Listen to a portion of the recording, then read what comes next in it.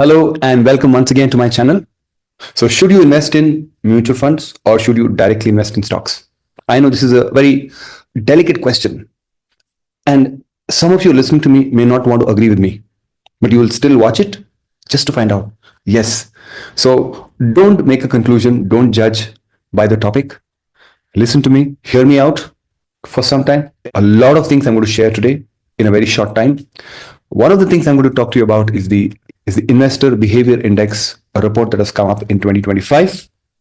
I'll take to some of those important topics from them. I'm going to talk about how the demographics changed over the years, especially in the last 5 to 3 years.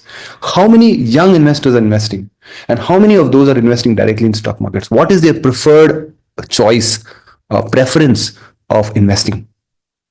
And who are these fund managers? What is the difference between investing in mutual funds and the stock markets? Especially now that everything is down. The Nifty 50 is down by maybe 12, 13, 14%.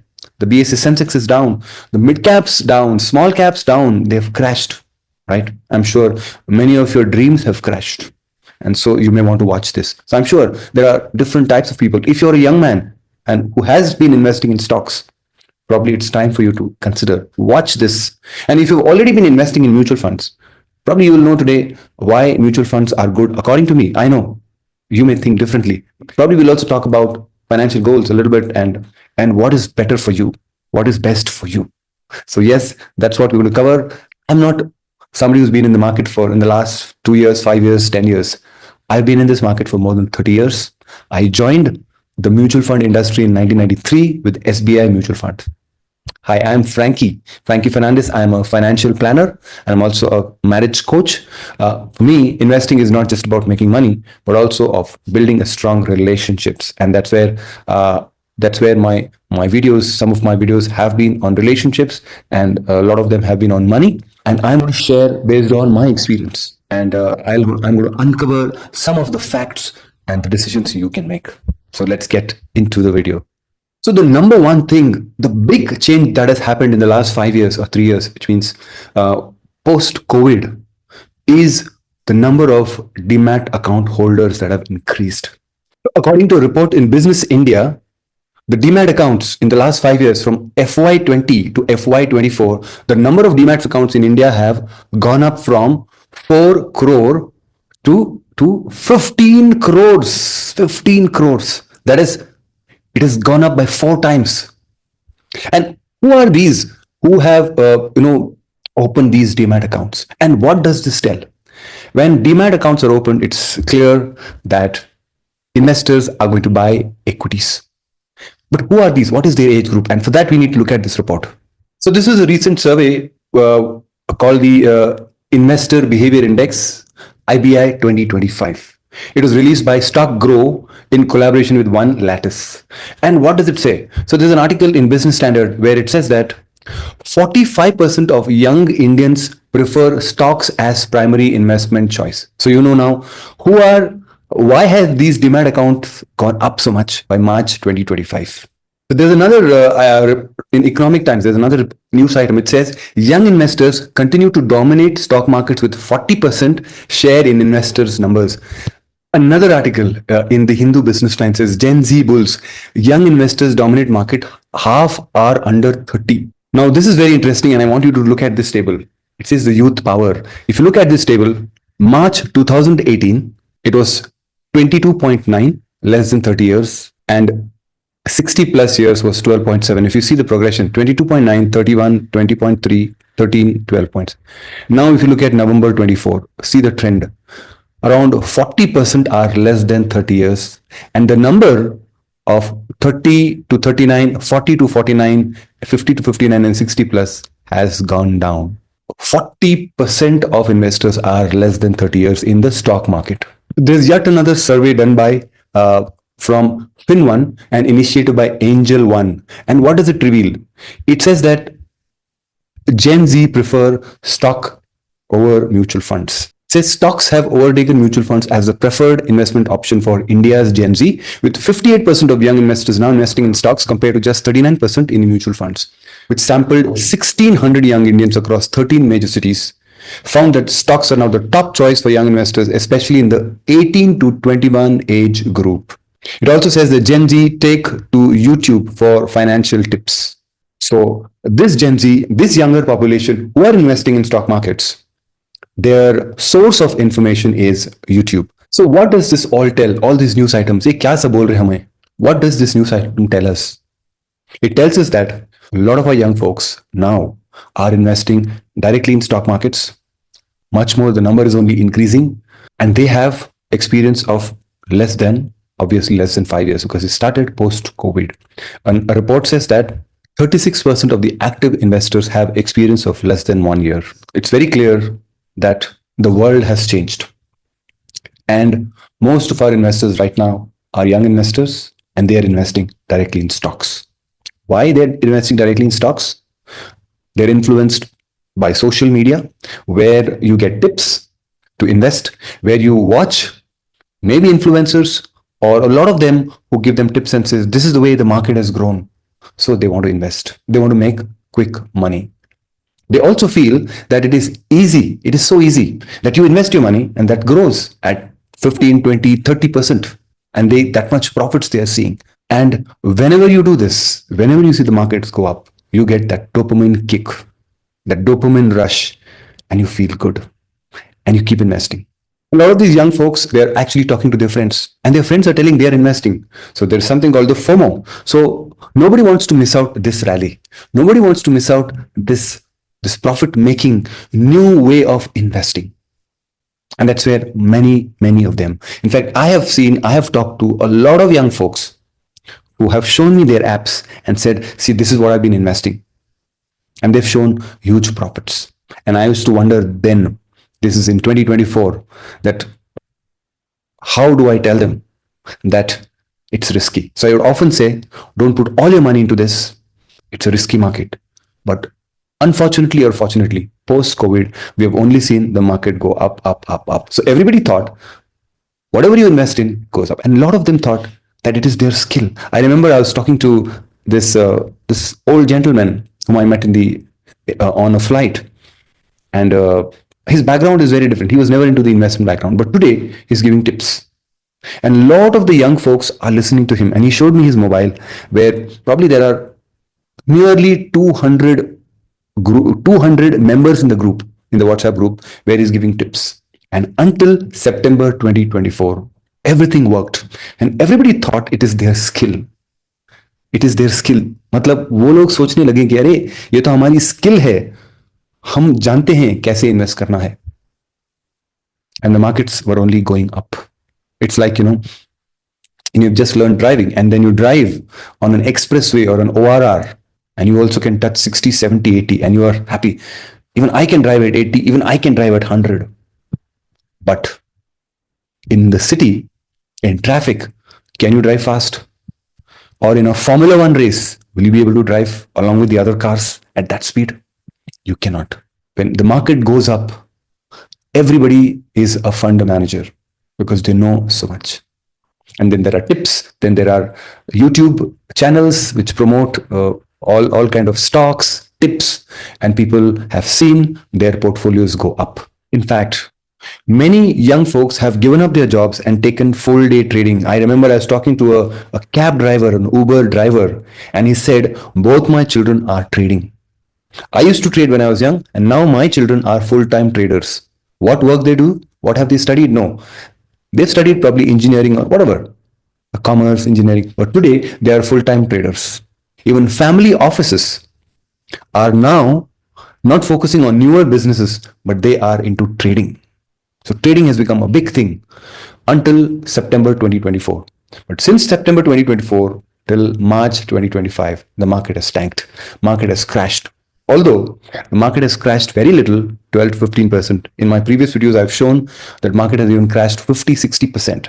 In the COVID, it had crashed a lot. During COVID, it had crashed by 40%. And during global financial crisis, up to 61%. So this is actually nothing compared to that. But the impact has been huge because most of the investors were all young investors who have experience of less than a year, very few years experience. They haven't seen any bear market, they lived. In fact, I have had a table, dinner table conversations with my friends who said that this time it is different. The markets will keep going up on September 2024, but the market crashed because the age is young, because the experience is less. There is more panic in the market. Now, all this excitement and party ended when the markets crashed, and now there are these young people, a lot of these young people who are worried. A report says that 51% express fears over falling markets, and falling markets have an impact on the mental health. Probably one of the videos I'm thinking of doing it on mental health. If you think a video like this will help, please let me know in the comment box. I'm researching on this. How crashes in the market affect young people, especially young folks. Why are they stuck? What is it that is affecting them? I got some calls where they said that their portfolio is in the red. All that they invested has become negative. Obviously, there was no asset allocation. There was fully invested in equities, their own decisions. They made decisions based on tips. So who knows what are those stocks? And today, today their portfolio is in the red. It's negative. And that is what is worrying them. If it was still profitable, it would not have worried. Now the question is, should you continue? Should these investors, young investors who have been investing directly in stocks, should they continue? What if you are one of them who's listening to me? What do you do? What is the alternative? See, there should be a better alternative. If there's no better alternative, please continue what you're doing. Because equities are the best investment options for long term. If you're willing to wait, if you're willing to go through this whole bear market and come out of it, yes, it is good. But there's one very important factor which you should consider, and that is returns.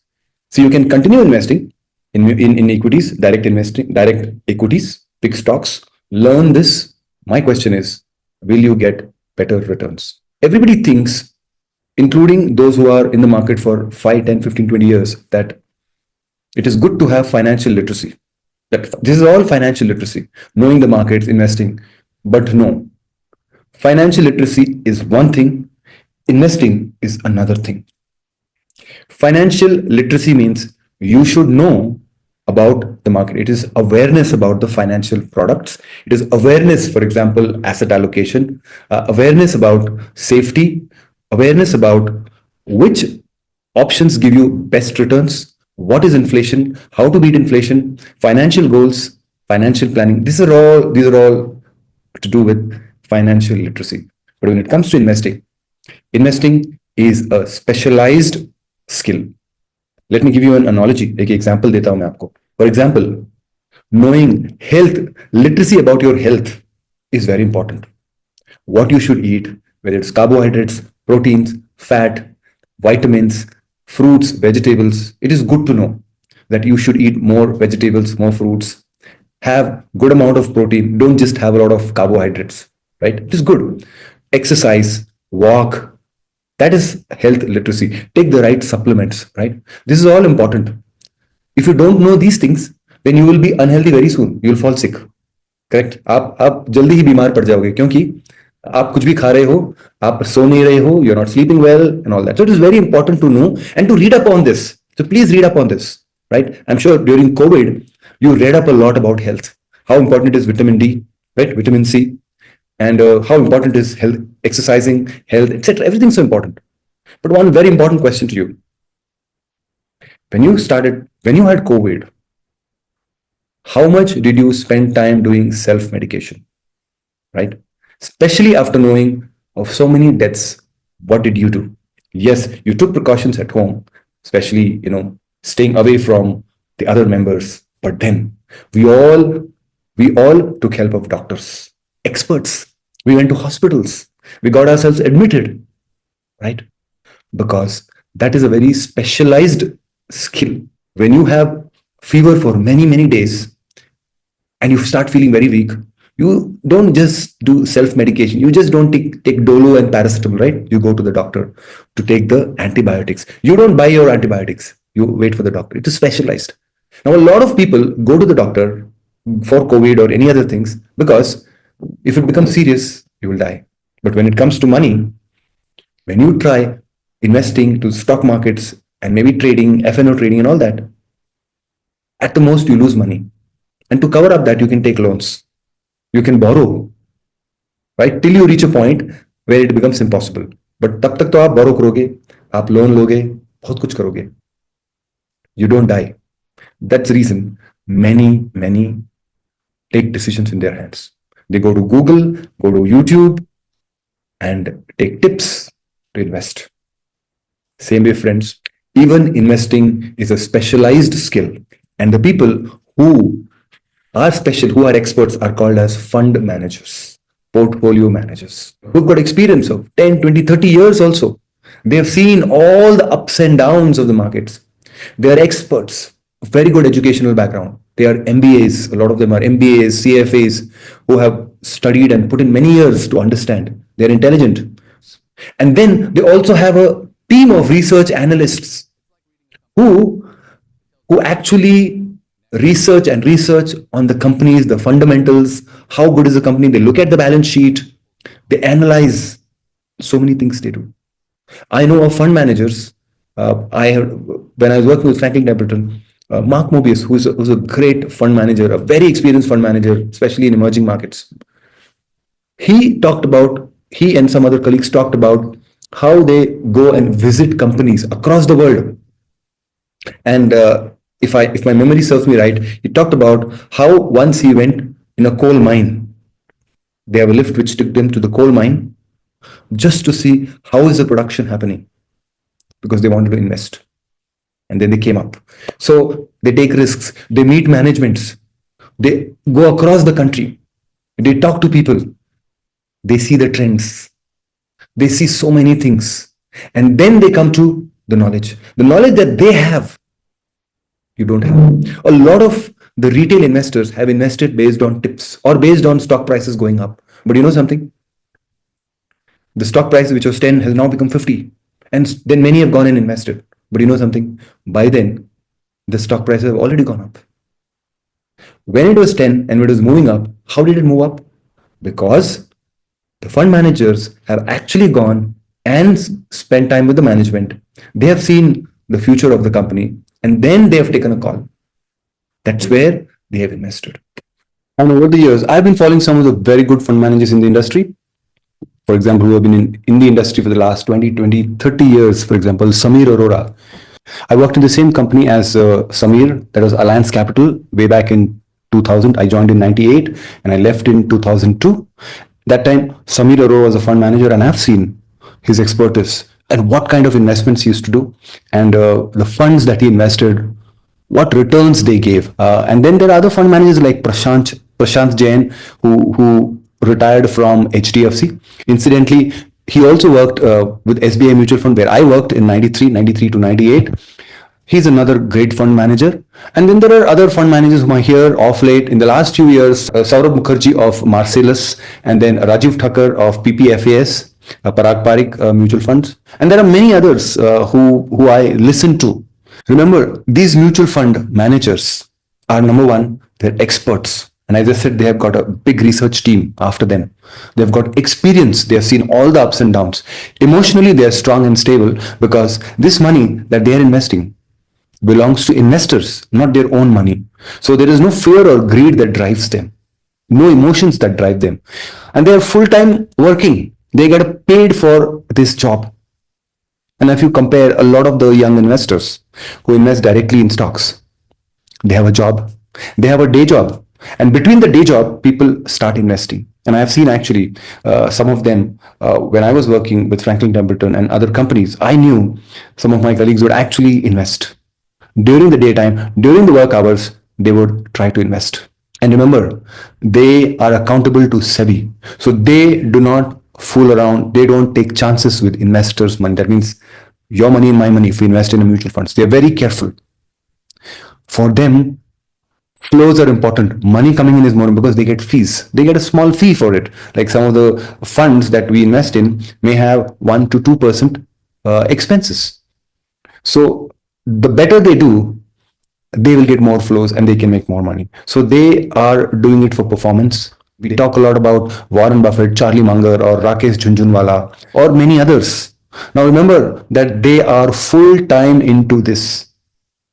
But we who invest in stocks are not full time into it. Our knowledge is very shallow. We don't know. A lot of us don't know. When mutual fund managers invest, they look at valuations. Is it the right valuation at which I should buy? A lot of times we copy, you can also copy the fund managers and invest directly. I've done that. I remember in 2020 when the markets fell, I did a lot of investments in in directly in stocks, and they have grown fourfold. For example, around 3 lakh rupees which I'd invested is now 12 lakhs. Can I claim credit for this? No. What I did is number one, I was reading a lot during those days, and there an article which came, it says Rakesh Jhunjhunwala's portfolio. These are the stocks. And one of them was Titan, maybe Tata Power, Tata Motors. And I went ahead and I bought. I bought it at very less prices. Today they are 4 times. So can I claim credit? Did I do? No. It was not my mutual fund skills. It was my risk profile that helped me. I was very bold. I'm an aggressive investor because I've been in the market for 30 years, more than 30 years. So I invested. And as retail investors who spend so much time investing, what are they sacrificing really? They're sacrificing their personal development, their career, right? Can you spend a lot of time? क्या आप दोनों कर सकते हो, career भी और investing भी? It takes a lot of your time. You need to know about companies. You need to know about fundamentals of the companies. You need to read their balance sheet, right? There are shortcuts where you follow some fund manager, but what if you can follow the fund managers, but more often than not, the fund manager has already invested a few months back. Now you're investing when the markets have gone up, right? So if you have to invest in the right time, you need to be reading. You need to be full time into it. Yes. If you want to make investing as a full time career and then you are investing, yes, that could be an option. That could be an option where you spend your full day as a day job. But that's a big risk you are going to take. But the problem is, most of the young investors who are less than 30 and less than 20, actually, they are not focusing on their studies, they're not focusing on their job, they're focusing on getting returns. And what are you sacrificing? You're sacrificing your career, your health, your personal development. And if you're married, you're sacrificing your family and your children. Where you need to give more time to your children and your spouse, you are spending time on stocks, trading, and investing. It's a big, big downside. Remember that active income is far more important than passive income. Passive income is making money from money. How much can you make? But what is more important is getting money, earning. And that is where you need to focus your time on. You need to focus your time on your career. You need to focus your time on your job, learning, maybe joining some course, learning online courses, developing, getting better so that you can get a 10, 20, 30, 40, 50, 100% hikes. Get better bonuses, because that is where you will make more money, not through stocks. They have their limitations. Unless you take care of this, you cannot take care of this. Yes. My last question is it worth it?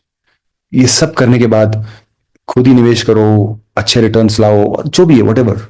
Is it worth it? क्या ये फायदेमंद है या नहीं? And the best way to find out is look at returns. If you invested in the last 5, 3 years, 4 years, if you invested, today, where does your investment stand? And I'm going to share with you the returns from mutual funds, from expert fund managers. What have they given? And you look at your own. If what you invested in the last 3, 4, 5 years is more than what mutual funds have given, well and good. Please go ahead, keep doing your investments. Yes, you're paying a price, you're sacrificing many important things for investing, but at least you have gained more.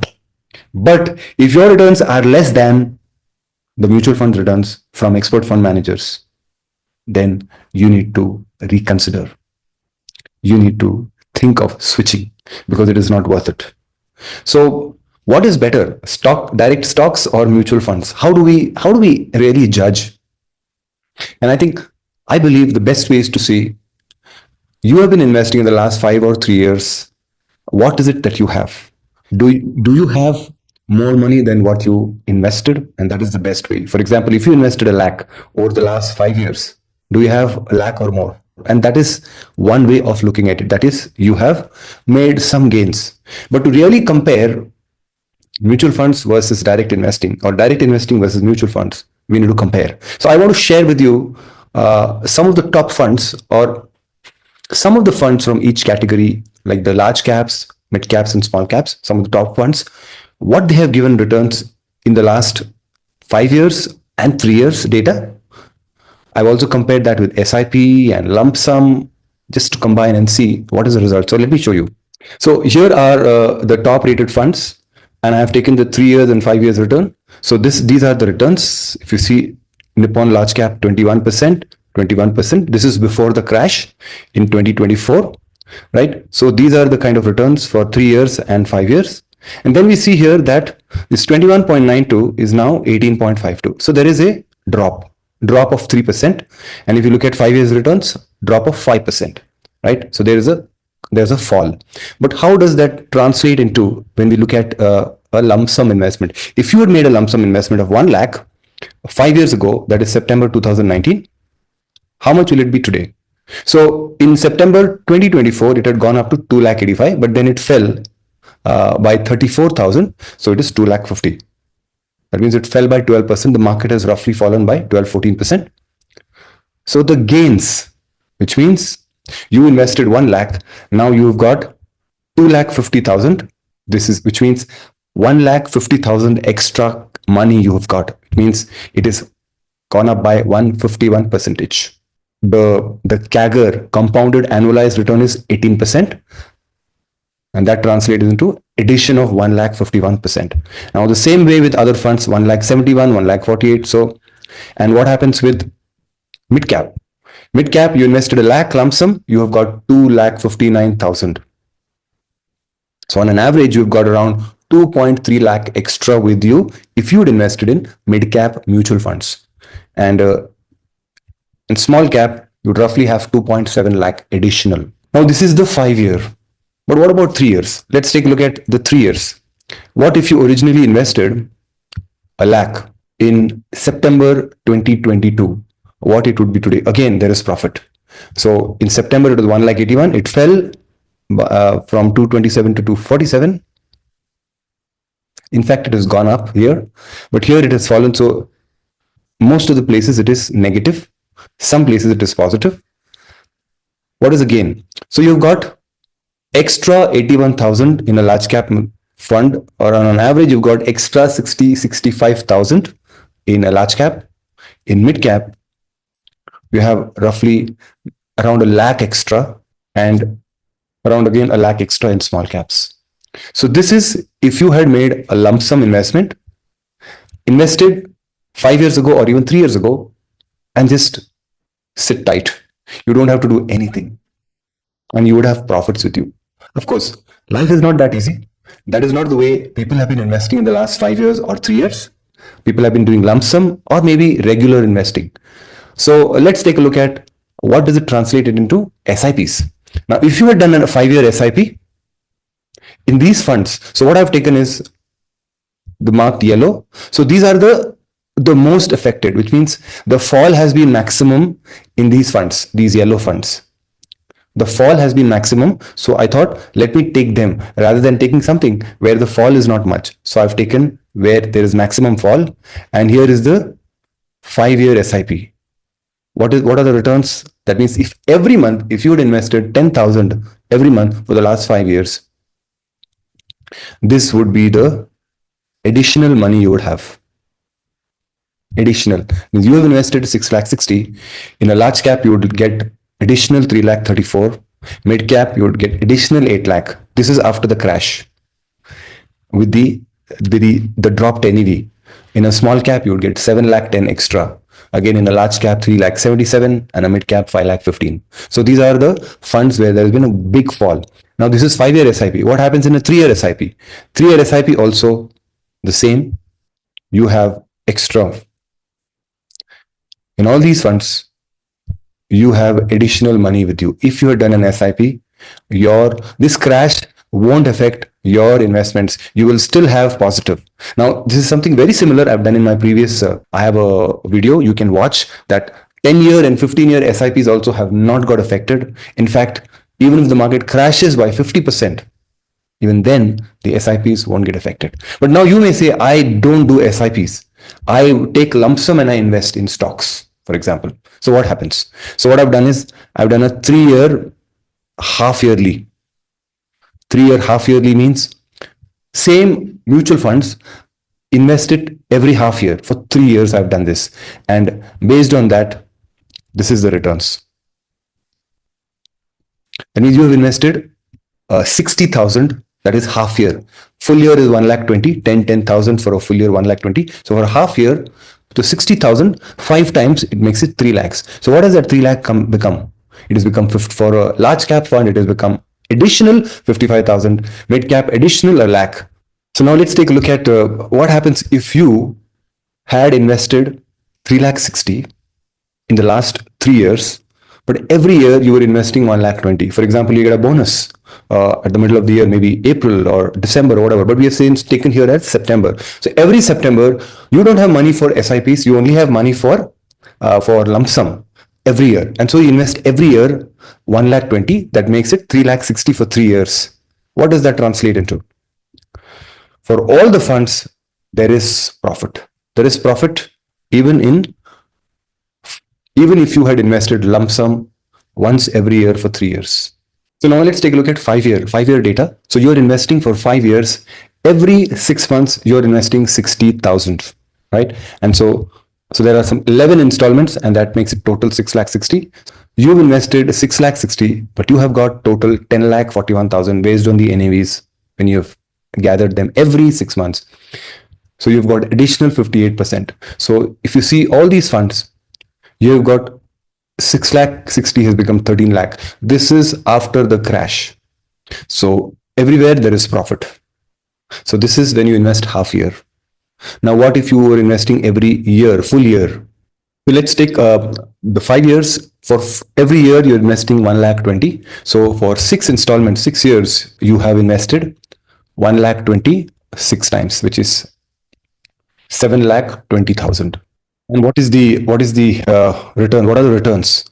Here you got 11 lakhs, which is 3,85,000 extra, and same way. So mid cap fund, Motilal Oswal has given 8,92,000 extra. So all the funds have given extra. So now if you see mutual funds in the last 5 years and the last 3 years, however you invest, whether you do an SIP or you do half yearly or you do full year annually, whichever way you try, where you invest. I have not done random investing, but whatever way you do, there are profits, there are gains. Now, the best way to look at whether direct investing, what you do, is better than mutual funds, you are the judge. You look at your portfolio, all you have invested in the last 5 years or 3 years or 4 years, whatever. Just look at your data and see if you have made any gains. If you have invested in the last 5 years, 10 lakhs, what is it right now, your portfolio? And that is the best way to judge. Now, if you've got less returns, like if you see all the mutual funds, all the categories have given very good returns. So you have some money, extra money, 50% money, or even almost 150% extra money you've got with you. Now, the best part about mutual funds, I've been in the mutual fund industry for more than 30 years.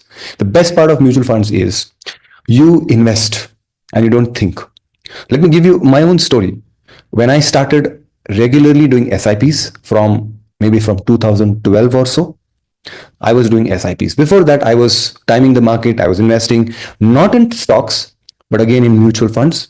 And that was a mistake. If I'd just done SIPs quietly, I would have made much more wealth. But then I was timing. From 2012, I started SIPs and I was focused on my career. I was focused on my growth.